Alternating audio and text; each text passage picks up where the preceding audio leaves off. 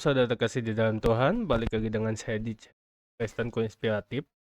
Saya macam dan kali ini saya ingin membawakan sebuah khotbah atau pengajaran dengan pendeta hambanya, yaitu pendeta Stephen Tong, di mana dia menjelaskan dan mengajarkan tentang 10 hukum, maksud saya 10 hukum Tuhan. Dan ini kalian harus tahu, karena 10 hukum Tuhan ini penting. Dan saya tahu waktu kalian berharga. Langsung saja saya ingin membacakan satu renungan firman Tuhan sebelum kita mulai ke videonya. Firmannya dari Yohanes 8 ayat 7 yang berbunyi, ketika mereka terus-menerus bertanya kepadanya, dia pun bangkit berdiri lalu berkata kepada mereka, siapa di antara kamu tidak berdosa, hendaklah ia yang pertama melempar batu kepada perempuan itu. Berpikir dengan cara yang berbeda memungkinkan kita menemukan solusi yang tidak terpikirkan sebelumnya. Dan itu dia satu renungan firman Tuhan. Dan sesaja kita ke videonya bersama Bapak Pendeta Stephen Tong. Mari kita simak videonya. Tuhan berkati jam selanjutnya sehingga kami boleh mengerti firman Tuhan melalui pencerahan dari Roh-Mu yang kudus yang membuka, mencelikkan mata rohani, telinga rohani kami, sehingga kami boleh menjadi anak Tuhan yang mendengarkan firman dan bersiap untuk menjalankan semua. Demi nama Yesus Kristus kami berterima kasih dan bersyukur. Amin. Kita membicarakan dengan satu hukum yang terakhir. Hukum yang ke-9 adalah jangan berdusta untuk mencelakakan orang lain. Maka kita diajar oleh Tuhan mengontrol mulut dan mensesuaikan perkataan dengan kebenaran, dan semua ini dijalankan demi menghormati sesama manusia, tidak merugikan orang lain, tidak mencelakakan orang lain, tidak melawan orang lain dengan kalimat-kalimat yang tidak bertanggung jawab. Karena kalimat-kalimat yang dusta, kalimat-kalimat yang tidak benar bisa melukakan, mencelakakan sesama manusia dengan kekuatan yang dahsyat sekali yang tidak bisa kita nilai. Saudara-saudara, setelah 9, maka kita datang ke dalam hukum yang ke-10. Perintah yang ke-10. Jangan menginginkan rumah sesamamu. Jangan menginginkan istrinya. Jangan menginginkan hamba-hambanya laki-laki atau hamba-hambanya perempuan. Jangan menginginkan lembunya atau keledainya. Jangan menginginkan apapun yang dipunyai sesamamu. Nah, saudara-saudara, hukum ke-10 adalah hukum yang sangat panjang di dalam tulisan. Sama seperti hukum-hukum dari pertama sampai ke-4 itu sangat panjang adanya. Hukum yang 10 juga demikian. Untuk mengakhiri, merangkumkan perintah-perintah dari Tuhan, maka hukum 10 ada mengenai niat, mengenai keinginan, mengenai kemauan manusia. Nah, saudara-saudara, kemauan, keinginan, niat nafsu daripada seseorang itu adalah sesuatu pengutaran, suatu ekspresi kebebasan yang berasal daripada batin. Maksudnya adalah kita dibatas melalui ciptaan Tuhan ke dalam sesuatu kapasitas, tetapi kita tidak puas, kita mau lepas, kita mau lebih bebas, kita mau keluar daripada batasan itu.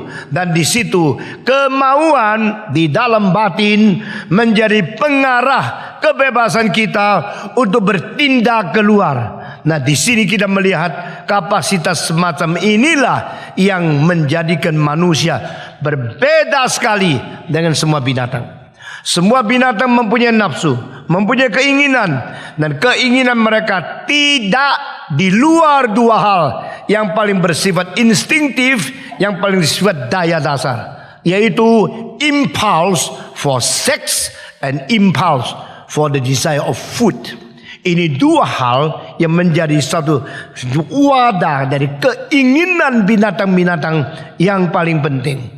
Di dalam tulisan Mencius 2380 tahun yang lalu di Tiongkok, dia mengatakan ada dua hal yang jadi sifat paling dasar, yaitu food and sex. Nah, ini memang benar. Tetapi ini harus dimengerti, ini hanya untuk binatang, bukan untuk manusia. Setiap orang perlu makan, setiap orang perlu seks. Maka makan adalah dari mulut di atas, seks dari alat kelamin di bawah. Ini menjadi dua keinginan, dua dorongan yang sangat penting bagi hidup yang diciptakan oleh Tuhan. Dan binatang-binatang berjuang, mereka melakukan segala sesuatu sebenarnya untuk melayani kebutuhan kedua inginan ini. Tapi manusia lebih daripada itu. Manusia di dalam materi, mereka bukan hanya perlu makan dan perlu pakaian saja. Tidak ada binatang yang ingin curi pakaian orang lain. Tidak ada sapi yang curi celana yang digantung di situ atau rok yang dijemur di situ. Dia tidak perlu. Dia perlu cuma makan, perlu cuma seks. Keinginan berhenti di situ. Tapi manusia tidak demikian. Manusia mempunyai keinginan yang luar biasa. Skopnya begitu luas, bendanya begitu banyak, macam-macam keinginan, tidak pernah berhenti. Itu sebab agama-agama memikirkan apakah artinya keinginan dan kenapa keinginan tidak berhenti. Kenapa seolah keinginan terus mau melampaui batas yang hampir unlimited. Saudara-saudara sekalian, kalau kita masih kecil, kita menginginkan sesuatu, kita mengharapkan papa belikan saya. Kalau saya sudah dapat itu, saya puas sekali. Ada satu buku yang ditulis oleh pendeta Fosdick, dan dia mengatakan waktu dia kecil, dia menanti sebuah sepeda. Dan dia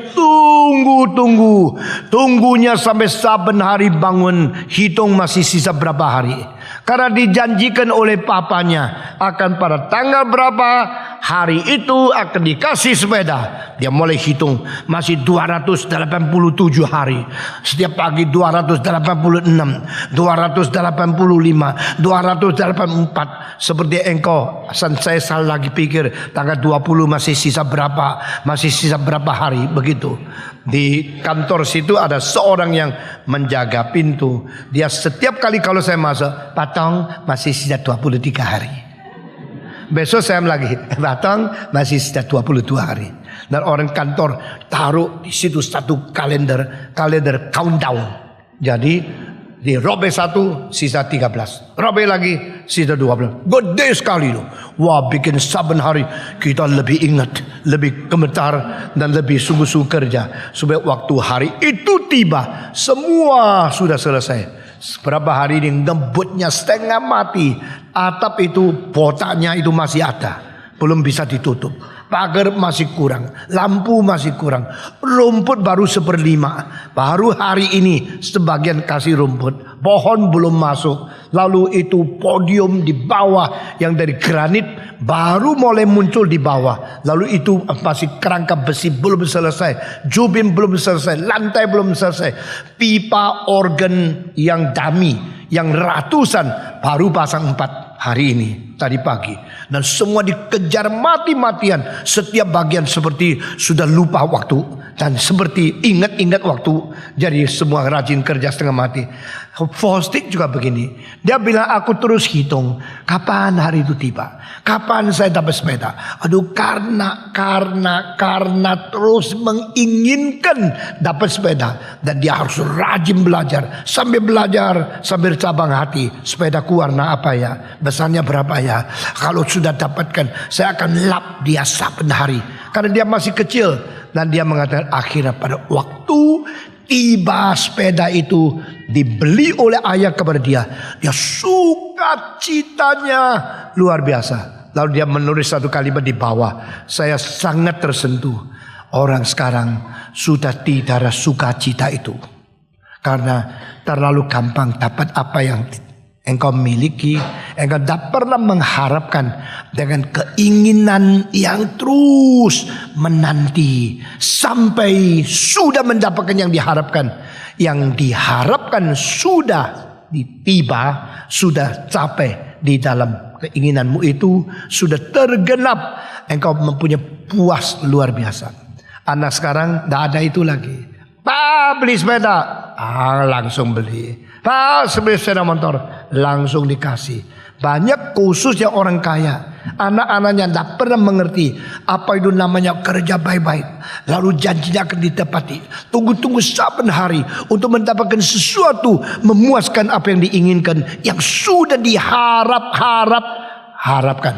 Saudara-saudara, pengharapan itu sangat penting. Karena pengharapan membuat kita bisa melintasi keadaan masa sekarang dengan imajinasi menuju ke masa yang belum datang, dan keinginan yang mendapat sesuatu, dan keinginan itu ditahan dengan proses waktu. Saudara-saudara, kamu ingin sesuatu, ingin dari mana? Daripada nafsu, daripada kemauan, daripada niat. Itu nama valuation, itu namanya will. Dan di dalam filsafat atau Schopenhauer, will selalu memimpin rasio. Will selalu menguasai intelek. Sehingga orang intelek selalu dikendalikan oleh kemauannya. Di dalam filsafat Plato, manusia terbagi 3 macam. Macam pertama, segala sesuatu mengikuti kemauannya. Dan orang itu orang rendah. Saudara-saudara, mau apa? Kerja apa? Ingin apa? Berjuang untuk apa? Dan dia seumur hidup hanya melayani kemauannya. Kalau katakan dia adalah satu kereta, lalu di depan kereta ada satu kuda yang kuat, lalu membawa kereta ke sini ke sana. Kereta itu adalah kemauan. Jadi kereta itu mempunyai kuda yang kuat sekali. Dia lari ke sini, lari ke sana dengan kekuatan hampir tidak bisa dikontrol. Nah, itu dia bilang, orang yang rendah adalah orang yang dikuasai oleh kemauan. Kemauan dia itu menjadi arah, menjadi dorongan, menjadi kekuatan yang membawa dia kemana saja. Dan dia terus mentaati. Saya mau apa? Sekarang mau apa? Saya langsung minta apa? Mau berzina, pergi cari pelacur. Mau mabuk, pergi minum arak. Mau mencuri, tangannya dipakai. Kemauan menjadi pendorong, penguasa, pemimpin di dalam seluruh hidupnya. Dan itu orang rendah. Plato mengatakan kemauan itu kalau menjadi tuanmu, kamu menjadi budak dari valuation, saudara. Kalau kemauan itu yang memimpin engkau terus melayani kemauan. Orang yang melayani kemauan tidak pernah dia puas, tidak pernah dia senang, tidak pernah dia rasa hidup berarti. Karena kemauan itu tidak ada henti-hentinya. Mau terus. Saudara-saudara, saya selama 9 tahun ini melihat surat kabar luar negeri begitu banyak. Setiap kali sampai di kapal terbang, give me new newspaper. Saya mengupdate apa yang terjadi. Apa yang terjadi di Hong Kong, di Taiwan, di Singapura, di Kuala Lumpur. Dengan newspaper lokal, internasional, Inggris, bahasa Tionghoa, bahasa yang bisa saya baca, saya perhatikan. Dan saya lihat dunia sudah sangat rusak. Saudara-saudara, di dalam berapa bulan saja saya sudah melihat kabar papa memperkosa anak sendiri lebih 10 kali. Ada orang yang jahat memperkosa orang tua perempuan 80 tahun masih diperkosa oleh orang. Berapa kali? Lalu ada orang yang masuk ke dalam kamar mayat di dalam itu rumah sakit memperkosa perempuan yang mati. Sudah mati masih perkosa. Nah, hal ini kenapa bisa terjadi? Manusia seperti tidak ada perasaan malu, tidak ada etika, tidak ada standar daripada segala behavior, conduct yang kita harus lakukan. Seolah manusia sudah lebih biadab, lebih kurang ajar, lebih turun, lebih rendah konsep etikanya dari binatang. Kita itu namanya surga. Kita sudah dilepaskan daripada segala ikatan. Kita sudah diampuni dari segala perbuatan jahat. Kita sudah diberikan hidup baru beserta dengan Tuhan di dalam selama-lamanya. Bagi Buddha bukan demikian. Mereka mengatakan engkau membersihkan diri, self-purification. Engkau terus melatih diri, membersihkan diri, terus memperkembangkan kebersihan itu, akhirnya menuju kepada nirwana. Nirwana sama seperti surga di dalam agama Kristen, agama Katolik atau agama Islam. Di dalam Buddha, nirwana adalah tempat di mana tidak ada nafsu lagi, tempat di mana tidak ada keinginan lagi.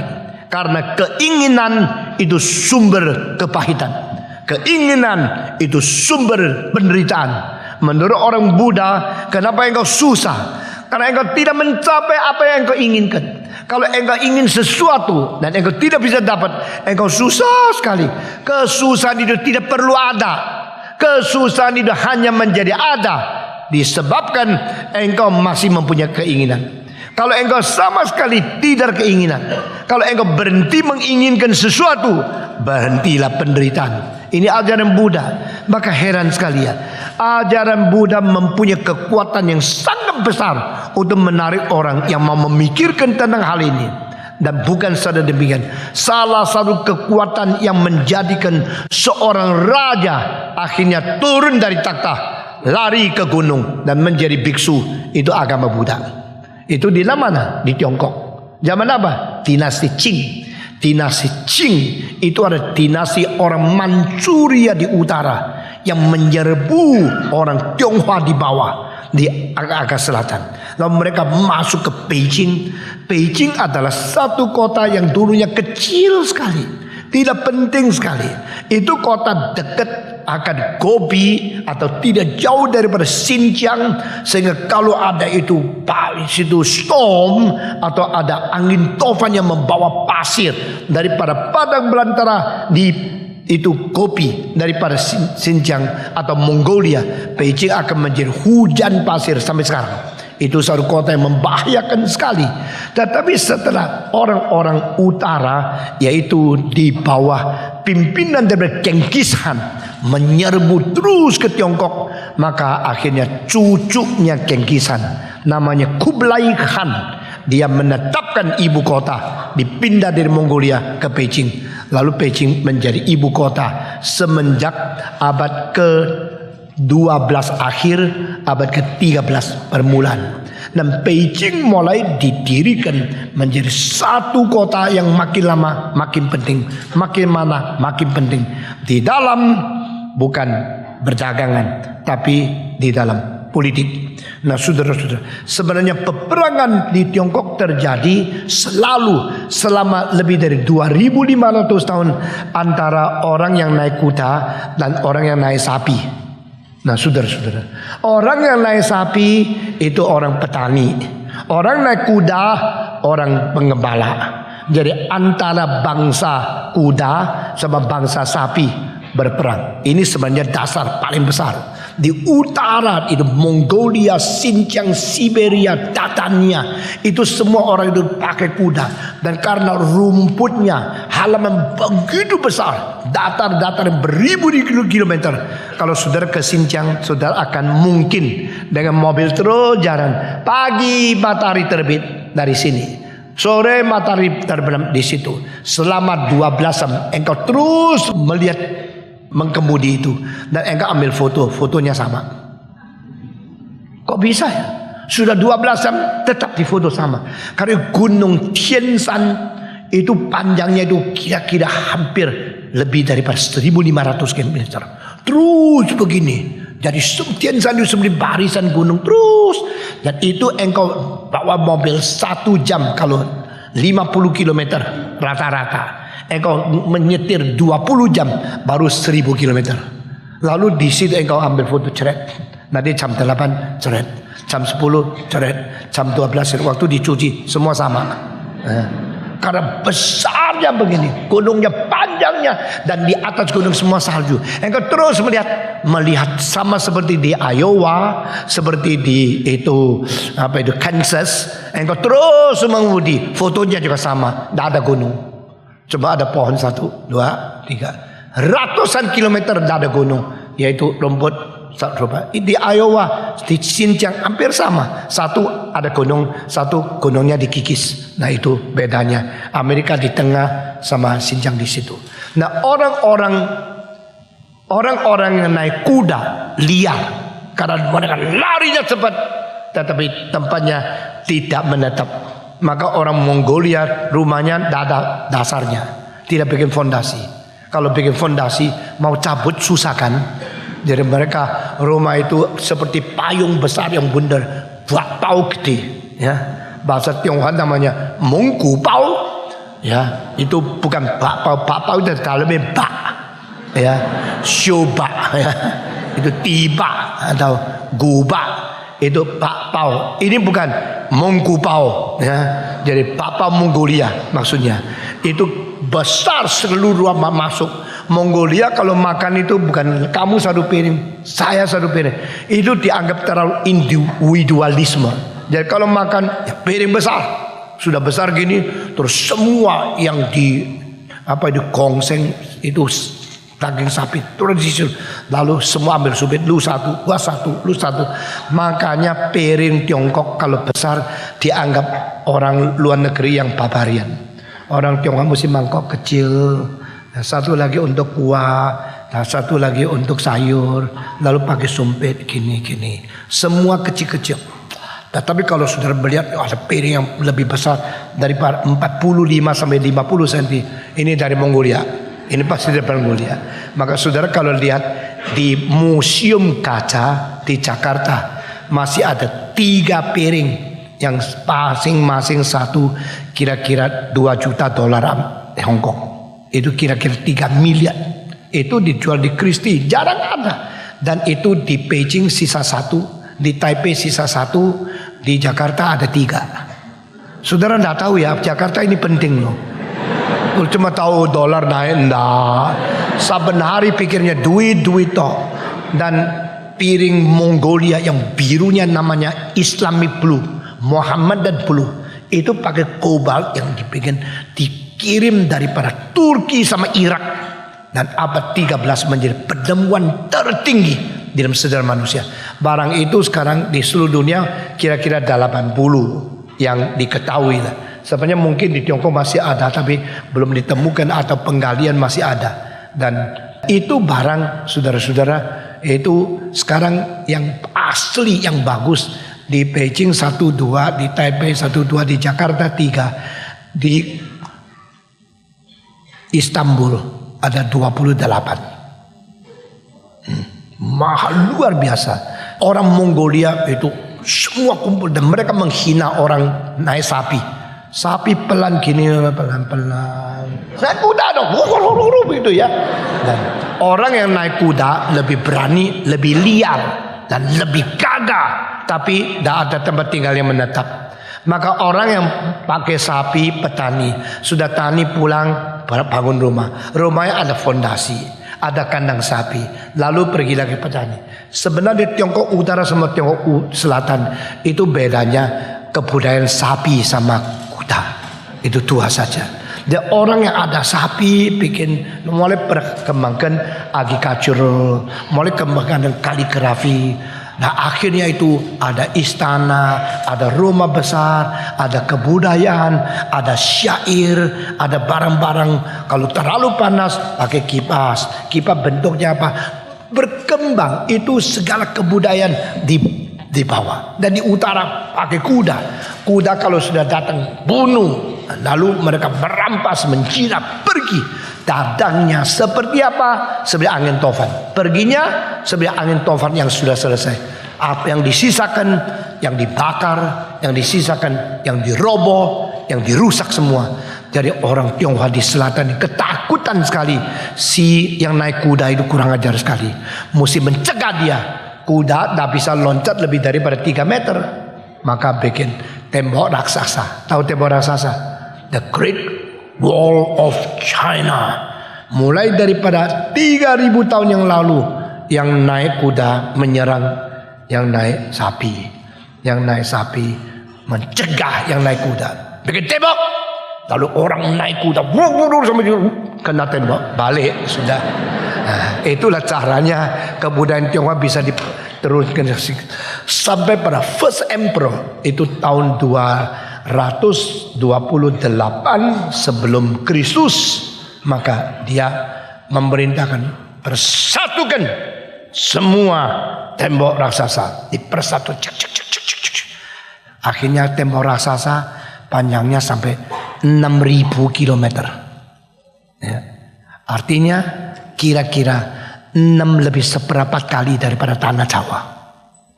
Tembok raksasa 6.000 kilometer. Sekarang ya, satu-satunya bangunan manusia yang bisa dilihat dari bulan, tembok raksasa. Yuk kalau di bulan melihat Borobudur, tidak ada, hilang. Tapi ada satu garis terus, itu tembok raksasa. Tembok raksasa banyak sudah rusak. Yang sekarang paling bagus yang dipelihara dekat Beijing itu Pak Takling dan sebagainya. Nah, saudara-saudara, kuda itu mempunyai kekuatan besar dan seperti orang liar, tidak bisa dikendalikan. Nah, itulah sebab di dalam seluruh hidup manusia ada pikiran mengenai bagaimana mengendalikan kemauan manusia. Kemauan itu selalu mendorong. Schopenhauer mengatakan sebenarnya pikiran manusia hanya babunya, hanya budaknya kemauan manusia. Saudara-saudara, kalau kerja sesuatu cari alasan dulu. Tidak, sudah kerjakan lalu minta alasan, bantu menjelaskan kenapa saya kerjakan ini. Waktu you cari nyonya, you cinta dulu, lalu ingin nikah dulu, apa hitung dulu kenapa saya nikah sama dia. Secara rasional memang mukanya bagus, berapa puluh % angkanya. Lalu proporsinya muka sama badan itu bagian bagus. Dia sekolah berapa tinggi, lalu sudah dijelaskan, sudah dihitung semua, boleh juga nikah sama dia. Lalu dia lain lagi, boleh juga dihitung. Lalu rasio mulai mikir, akhirnya yang mana ya? Begitu. Waktu you nikah, yang drive, yang mendorong you mau sama dia itu rasio atau kemauan? Ayo jujur. Mau dulu lalu menjelaskan pakai alasan, atau alasan semua sudah berubah ambil kemauan? Arthur Schopenhauer mengatakan manusia dikendalikan oleh kemauan. Nah, kemauan menjadi tuan kita. Dan Martin Luther lebih hebat. Martin Luther mengatakan rasio itu pelacur. Wah, saya kaget luar biasa. Tidak ada orang bicara setajam Martin Luther di dalam hal ini. Our reasoning is a war. Prostitution. Itu satu keadaan seperti prostitut. Karena apa? Seorang pelacur, waktu dia setubuh sama laki ini, dia main peranan seperti dia senang sama dia. Padahal untuk uang. Lalu waktu dia ganti lelaki 10 menit kemudian, dia juga mempertunjukkan diri seperti cinta perempuan laki ini. Jadi orang laki yang sudah bayar lalu tidur sama pelacur, mereka kira mereka sudah mendapatkan sesuatu imbalan dari cinta kasih. Padahal tidak.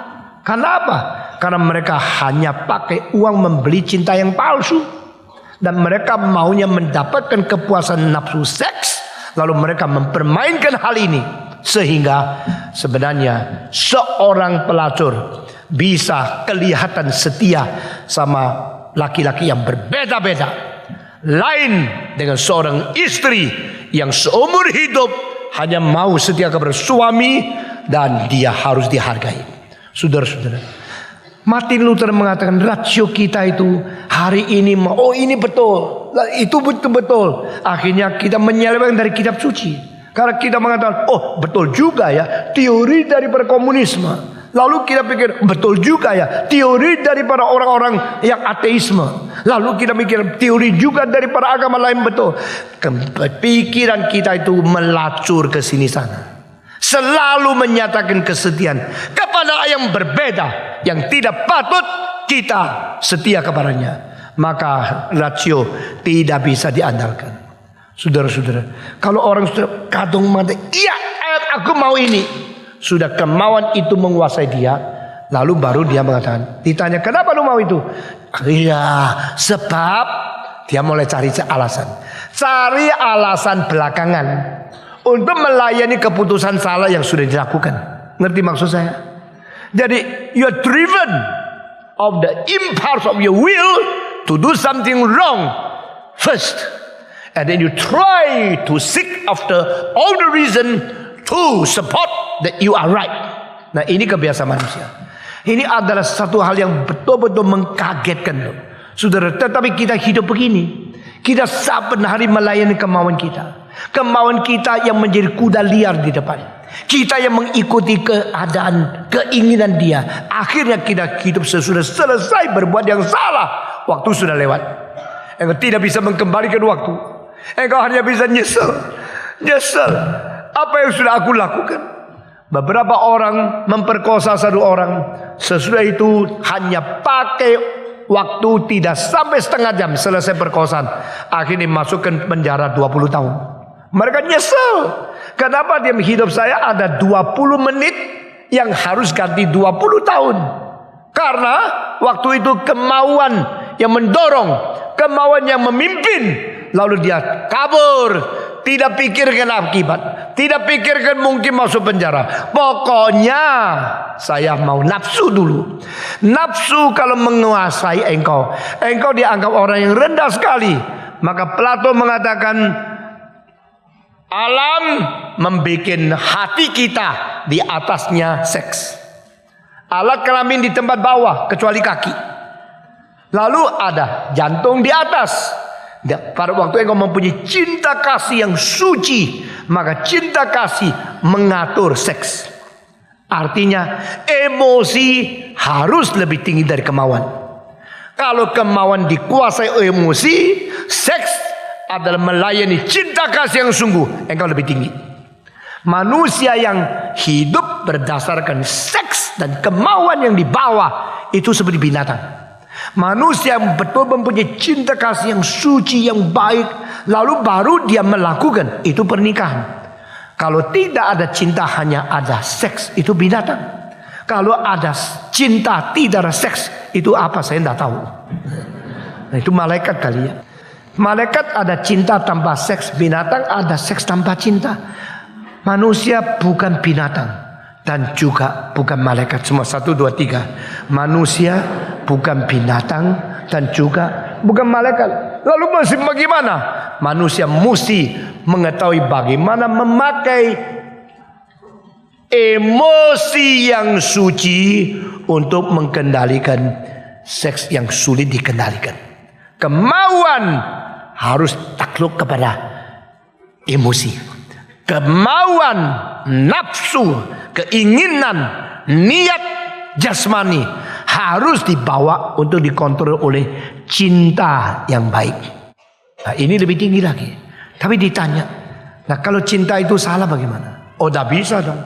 Kalau engkau maunya cinta beres, engkau harus taruh cinta di bawah pikiran yang sehat. Karena pikiran yang menilai semua menguasai cinta, lalu cinta yang menguasaikan seks, engkau lebih tinggi. Maka alam, ya kalau orang Greka tidak katakan Allah, alam telah membuat otak di atas jantung, jantung di atas alat kelamin. Alam telah mengatur ini supaya kita harus menguasai hati dengan otak, menguasai seks dengan hati. Kalau ini menguasai ini, otak menguasai jantung, jantung menguasai alat kelamin, engkau orang paling tinggi. Maka di dalam filsafat Greka, istilah filosofos, istilah phileo, Sophia, istilah aku mencintai bijaksana, berarti aku harus memakai otak untuk menguasai. Dengan otak menguasai emosimu, dan emosi menguasai akan seks dan nafsumu, engkau menjadi gentleman. Saudara-saudara, orang yang hanya membiarkan nafsunya mengendalikan seluruh hidupnya, itu adalah seorang barbar. seorang barbar, seorang tidak berkebudayaan, karena nafsu menjadi pengkendali dia. Nah saudara-saudara, sebenarnya pasal ke-10 perintah hukum ke-10 bicara tentang apa? Bicara tentang engkau harus bisa mengendalikan keinginanmu. Jadi waktu saya membaca semua 10 hukum ini, saya bukan membaca secara 2 menit selesai, karena di dalam mempunyai makna-makna yang tinggi luar biasa. Meskipun hal-hal ini pernah dibicarakan oleh semua agama yang lain, tapi inilah dibicarakan oleh Tuhan sendiri. Tuhan yang menciptakan manusia, dan Tuhan mengatur manusia dengan perintah-perintah. Control your will, control your desire. Nah ini satu perintah, tapi bagaimanakah manusia mungkin mencapai ini? How can I control my will? How can I limit my desire? Jawaban bukan di perjanjian lama, di perjanjian baru. Buah Roh Kudus. Buah Roh Kudus daripada pertama kasih sampai terakhir kontrol diri. Menganggap kepada memberikan kepada kita satu tanggapan yang paling elit, paling supreme, paling tinggi, yaitu semua pikiran manusia itu berdasarkan daripada manusia yang sudah jatuh di dalam dosa. Alangkah banyak kalau saya bisa mencapai nirwana. Di situ keinginan semua dihapus. Semua nafsu sudah dihanyutkan. Semua desire, kemauan, keinginan sudah dibasmikan. Saya berada di surga. Itu keinginan untuk membasmi keinginan, tetap semacam keinginan. Aku ingin kalau saya tidak ada keinginan lagi. Aku ingin satu hari tidak ada keinginan lagi. Saya takut kalau orang tidak ada keinginan, orang bisa bukan saja tidak ada evolusi, bisa jadi devolusi. Kalau sama sekali tidak ada keinginan, jadi apa manusia? Keinginan itu salah satu insting daya dasar manusia, tidak boleh tidak ada. Keinginan itu diciptakan oleh Tuhan. Ingin jadi besar boleh nggak? Ingin menjadi pemimpin boleh nggak? Tetapi mesti ada modal. Kalau tidak ada modal, jadi pemimpin itu cuma model. Ada keinginan menjadi besar, tidak pernah dilawan Alkitab, tidak pernah ditekan oleh Tuhan. Allah yang menciptakan manusia menaruh keinginan itu di dalam diri manusia. Yesus mengatakan, jikalau kamu ingin menjadi besar, maka saya akan babat kamu. Tidak ada. Kalau engkau ingin menjadi besar, jadilah seorang yang melayani yang lain. Jadi tidak dibabat, tidak dibatas, tidak dihentikan. Boleh mempunyai keinginan, tetapi ingin itu harus dibubuhi dengan metode yang benar. You want to be big? You want to be the leader? You desire to be the top man. That's okay. Christianity never abolish the ambition. Ambisi itu dari karena keinginan, tapi keinginan itu ada batasnya. Keinginan itu ada metodenya, ada jalan benar untuk mencapainya. Kau ingin menjadi besar, jadilah hamba bagi semua orang. Nah di sini keseimbang itu dibicarakan di Alkitab. Mempunyai keinginan, nothing wrong. Tapi keinginan itu disalurkan melalui sesuatu jalan yang benar. Mau ingin dibangkitkan, ya mati dulu dong. Nggak mati bangkit dari apa? Ayo. Gua bangkit dari apa? Dari tidur. Itu bangkit, bangun. Nah kalau engkau mau bangkit, engkau mesti mati. Engkau mau bangun, engkau mesti tidur. Engkau mau mendapat mahkota, mesti pikul salib. Engkau mau masuk surga, tempuh jalan yang sulit. Ini semua prinsip Alkitab. Jadi keinginan nothing wrong. Agama yang mengatakan berdi semua keinginan. Saya tidak tahu jadi apa ya. Sudah disunda ada keinginan. Ingin ketemu Tuhan pun tidak ingin. Tidak ada keinginan. Saya di surga dia mau cari Saya mau cari Handel, saya mau cari orang-orang cinta Tuhan, Mendelssohn. Lu kok bisa bikin lagu seperti itu ya? Lalu Gruber yang Silent Night, are you silent now? Nah, dia bicara sama kita. Kita mempunyai keinginan. Keinginan itu perlu dikuduskan. Saya sudah khotbah lebih daripada 28 kali mengenai satu tema, sanctification of emotion. Kuduskan emosi, pengkudusan emosi. Engkau pernah baca buku itu enggak? Pengkudusan emosi? Tidak ada. Lalu saya ingin mengatakan pengkudusan keinginan, pengkudusan pikiran. How to sanctify your brain, how to sanctify your emotion, how to sanctify your will, how to sanctify your sex. Saudara, will, your desire, your dream. Banyak orang yang sekarang, khususnya orang Kristen, bahkan orang Reform, mencampurkan apa? Visi dengan mimpi. Vision is not dream. Dream is not vision. Kalau ada orang di bank, visi kita. Di sekolah, visi kita. Ada orang partai, visi kita, misi kita. Saya ngeri loh. Bulu saya berdiri. Lu tahu apa itu visi? Bagi saya semua orang dunia yang bukan mengenal kehendak Tuhan, pakai istilah visi, itu sudah sesuatu penghujatan terhadap istilah yang penting ini. Visi bukan apa yang kau ingin dapatkan, kau ingin capai. Itu dream, itu ide, idealis. Engkau ingin mencapai ini, ingin. Nah, engkau itu visiku. Apalagi pengertian yang sangat selewengkan, visualize your prayer. Engkau waktu berdoa tutup mata, lalu engkau memvisualisasikan doamu dengan engkau melihat sesuatu dalam imajinasimu, lalu pakai itu untuk minta kepada Tuhan, dan Tuhan kasih. Oh Tuhan, aku ingin. Jadi keinginan itu menjadi satu pengutaraan kebebasan daripada kemauan di dalam sebagai satu dorongan, seperti tadi dikatakan. Dan mengingin apa? Ingin Tuhan ikut aku. Ini sudah kurang ajar ya. Bukan ingin mengikut Tuhan, tapi ingin Tuhan ikut aku. Lalu saya memakai istilah doa. Doa itu adalah berkata kepada Tuhan. Di dalam doa pasti engkau harap terjadi. Berarti doa dikabulkan. Kalau doa dikabulkan, maka doa itu harus pakai apa? Pakai iman, bukan? Tapi di sini yang disebut iman bukan berdasarkan firman. Faith comes by hearing. Iman datang daripada pendengaran. Tetapi di ajaran orang iman itu self confident yang berdasarkan positive thinking. Positive thinking abad ke-20 dimulai dengan seorang yang namanya Norman Vincent Peale. Norman Vincent Peale mentegaskan pentingnya positive thinking. Lalu akhirnya itu diadopsi oleh seorang yang namanya Robert Schuller di Crystal Cathedral. Sekarang masuk ke dalam Rick Warren.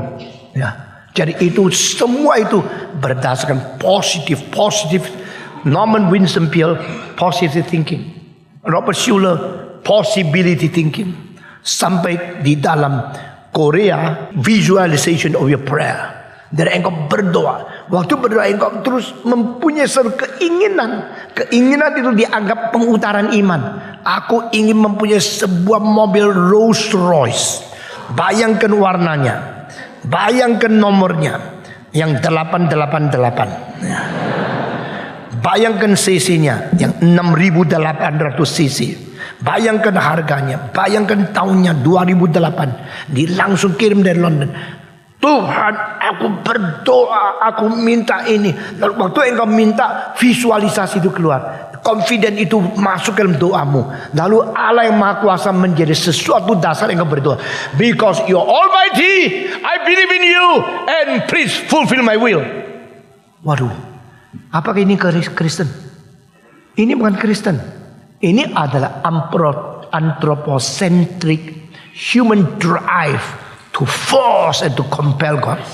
Itu sebab orang-orang seperti itu dah suka doa Bapa kami. Kan doa Bapa kami adalah Thy will be done. Kalau ini adalah My will be done. Ya bentur dong. Manusia mau Tuhan taat sama dia, maka gereja gini laku. Banyak orang mau gini. Gereja ini beribuan puluh ribu. Nah, mereka bangun gereja berpuluh-puluh ribu orang. Karena apa?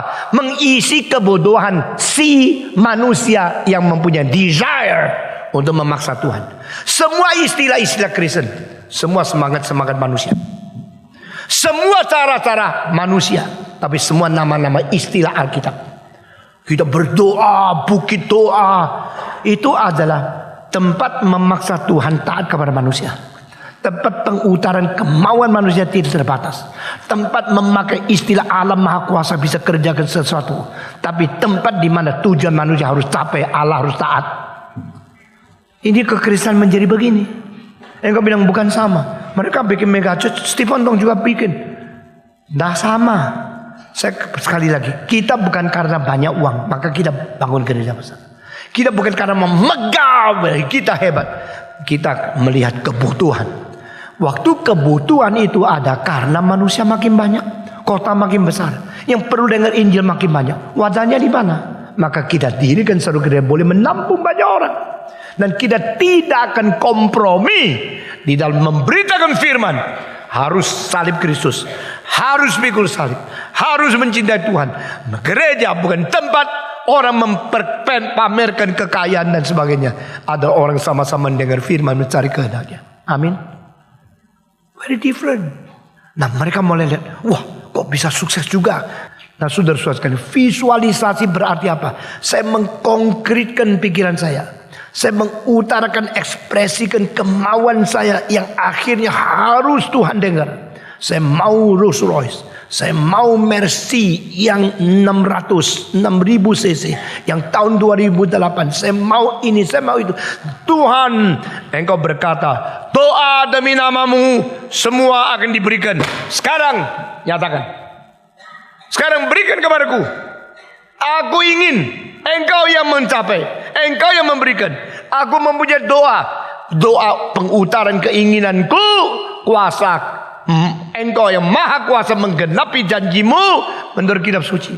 Apakah betul artinya Alkitab doa dalam nama Yesus, segala sesuatu yang kau doa pasti diberikan? Itu artinya seperti ini? Tidak.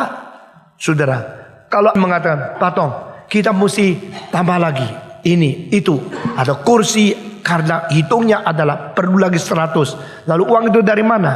Kalau uang itu mau dipakai, harus ada yang tanda tangan, baru boleh keluar. Kalau tidak ditanda tangan oleh yang ditetapkan, uang itu tidak boleh keluar. Meskipun uang itu ada. Nah itu tanda tangan menjadi batasan, bukan menjadi alasan. Jadi di dalam company you yang berhak tanda tangan, itulah yang menentukan uang boleh dipakai atau tidak. Ngerti maksud saya? Doa dalam nama Yesus berarti semua keinginanku yang minta Tuhan berikan kepadaku harus sesuai dengan kehendak Yesus Kristus. Dalam nama Yesus. Baru Allah kasih. Itu bukan kalau saya dalam nama Yesus, semua dikasih. Itu bukan diperalat.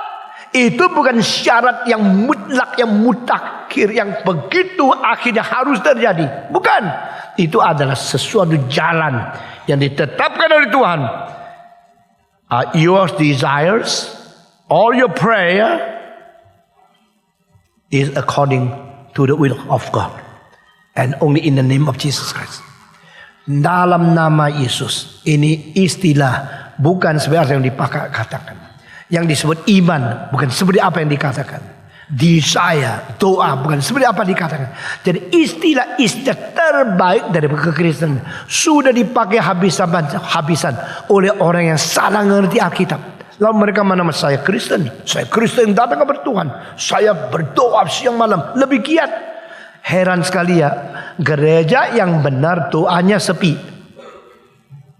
Saya tidak balikkan kalau doa sepi gerejanya beres ya. Tetapi gereja yang imannya kacau, selalu doanya ngotot. Dan di situ seperti mereka begitu cinta Tuhan, begitu sungguh-sungguh beriman kepada Tuhan. Padahal di dalam hatinya mengerti makna doa itu sedikit sekali. Maka perintah ke-10 membicarakan tentang human desire. Perintah yang ke-10, 10 hukum. Yang ke-10 itu bicara tentang apa? Lu mau apa? Ada kemauan? Kalau ada kemauan, maka ada batas tidak? Kalau ada batas, batasnya apa? Dan kalau ada hubungan relasi antar pribadi dan pribadi, batas itu jangan dilanggar. Langgaran apa? Menginginkan kepunyaan orang lain. Maka perintah ini dengan sendirinya bicara tentang keinginan, juga bicara tentang hak memiliki, dan bicara tentang itu kalau dilanggar itu namanya dosa. Saya harap kita memikir tuntas tentang 10 hukum ini.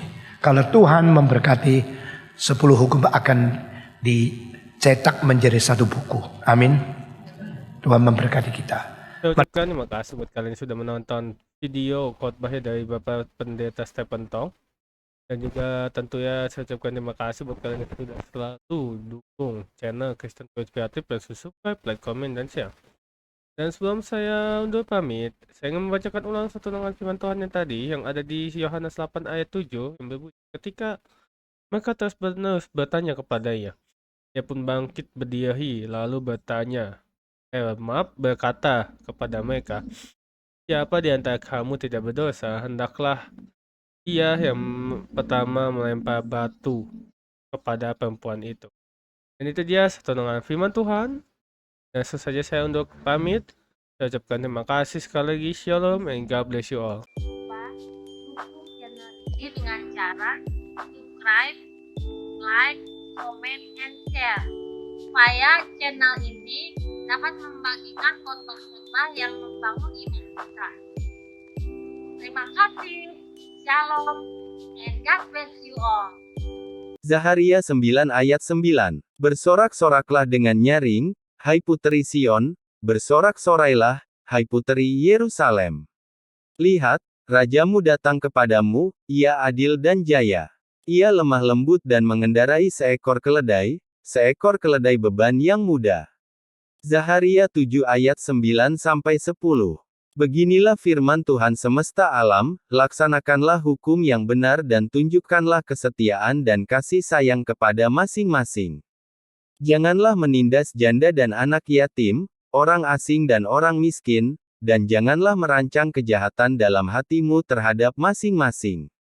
Yohanes 8 ayat 44. Iblislah yang menjadi bapamu dan kamu ingin melakukan keinginan-keinginan bapamu. Ia adalah pembunuh manusia sejak semula dan tidak hidup dalam kebenaran, sebab di dalam dia tidak ada kebenaran. Apabila ia berkata dusta, ia berkata atas kehendaknya sendiri, sebab ia adalah pendusta dan bapa segala dusta. Yohanes 4 ayat 24. Allah itu roh dan barang siapa menyembah dia, harus menyembahnya dalam roh dan kebenaran. Yohanes 15 ayat 26. Jikalau penghibur yang akan kuutus dari Bapa datang, yaitu roh kebenaran yang keluar dari Bapa, ia akan bersaksi tentang aku.